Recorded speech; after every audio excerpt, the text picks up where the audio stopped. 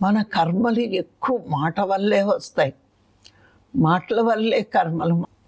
మరి కొన్ని మాటలు ఎదుటివాడిని ఇబ్బంది పెట్టవచ్చు, ఎదుటివాడిని బాధ పెట్టవచ్చు, ఎదుటివాడికి దుఃఖంలో పెట్టవచ్చు. మరి అలాంటి మాటలు మాట్లాడటం వల్ల మరి కాస్త ఎక్కువ శక్తి, ఆత్మశక్తి ఖర్చు అయిపోతుందట.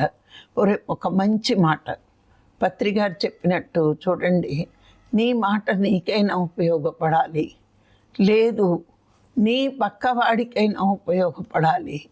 ఉపయోగపడని ఒక్క మాట నీ నోటంటే రాకూడదు అని సార్ చెప్పారు. అంటే ఏంటి? ఉపయోగపడని మాటల వల్ల శక్తి ఎక్కువ వృధా అవుతుంది. మరి ఉపయోగపడే మాటల వల్ల శక్తి పెరుగుతూ ఉంటుంది.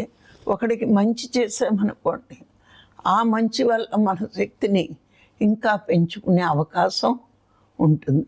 అందుకే సాధకులు ఎప్పుడు కూడా మౌనం ఎక్కువ అలవాటు చేసుకుంటే, మరి ఇలాంటివన్నీ కూడా అర్థం చేసుకుంటే మనము ఎక్కువ మౌనం పాటిస్తాం. ఒక మాట మాట్లాడేమనుకోండి, అవతల వాడు ఇంకో మాట మాట్లాడతాడు. మనకు నచ్చవచ్చు, నచ్చకపోవచ్చు. ఇలా నచ్చలేని మాటలు, బాధ పెట్టే మాటల వల్ల మన ధ్యానం కుదరదు.